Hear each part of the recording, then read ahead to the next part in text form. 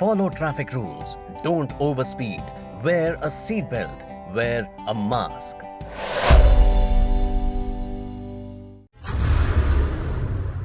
फिल्मी कहानियां अगर आपको हकीकत से बहुत दूर लगती हों तो जरा हकीकत पर एक बार फिर थोड़ी गहरी नजर डालिए।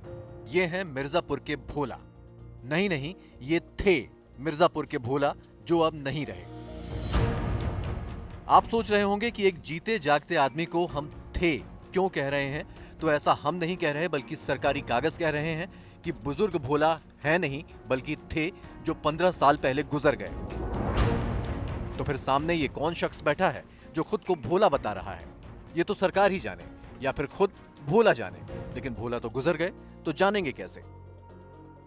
क्या खतौनी में आप मृतक हैं क्या? हाँ, क्या मृत्यु खाए मतलब मर गया है। देखिए, सरकारी फाइलें झूठ नहीं बोलती, यानी कागज में जो दर्ज हो गया सो हो गया। अगर किसी के नाम का मृत्यु प्रमाण पत्र जारी हो गया तो समझो वो मर गया। सरकारी कागज में मर जाने के बावजूद कोई घूमता टहलता मिले तो ये उसकी समस्या है कि उसे मौत के बाद भी शांति क्यों नहीं है। यही हाल भोला का है।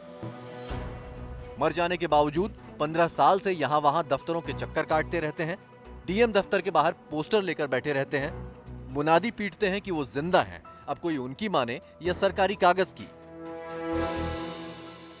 मरे हुए इंसान की दलील क्या है ये भी सुनिए। इनका कहना है कि यह सब जायदाद का खेल है, इन्हें अपने भाइयों ने ही मरा साबित कर दिया। लेखपाल दफ्तर में इनकी मौत के फर्जी कागज जमा करवा दिए और भोला के नाम की सारी जमीन भाइयों के नाम हो गई।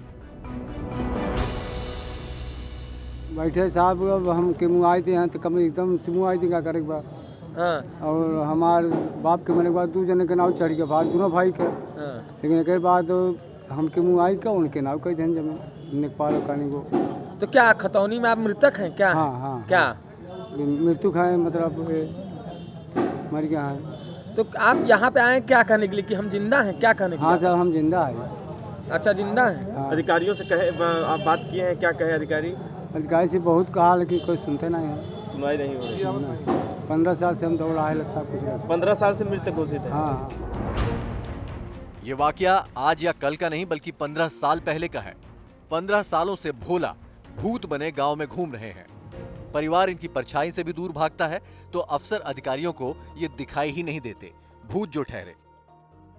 मुलाकात करके उनके पूरे प्रकरण को जानेंगे कि क्या है उनकी समस्या। वैसे हम लोग ने जो अपने स्तर पे जांच कराई है उसमें ये पता चला है कि इनके ज़मीन के संबंध में पहले एक वरासत हुई थी, लेकिन बाद में फिर तहसीलदार न्यायालय में मुकदमा दाखिल किया गया था और उसमें निर्णय हुआ। निर्णय होने के उपरांत माननीय राजस्व परिषद में फिर निगरानी योजित हुई।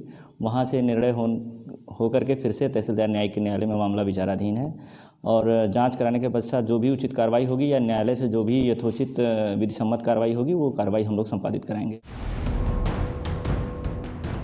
ये तो भला हो हिंदुस्तान की डिजिटल क्रांति का।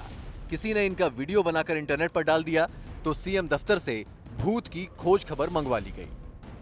डीएम मिर्जापुर कृपया मामले का संज्ञान लेकर जांच करें और आवश्यक कार्यवाही करके जानकारी दें। 15 सालों से जो भूत सबकी आंखों से ओझल था, सीएम दफ्तर के एक मंत्र पर उसका तिलस्म टूट गया। अफसरों को भी वो न सिर्फ साफ साफ नजर आने लगा बल्कि उसकी खोजबीन भी शुरू कर दी गई है। उम्मीद है कि अब सरकारी कागजों का तिलस्म भी जल्द टूटेगा कि एक जीते जागते इंसान को भूत बनाने के जिम्मेदार कौन कौन से अफसर हाकिम थे।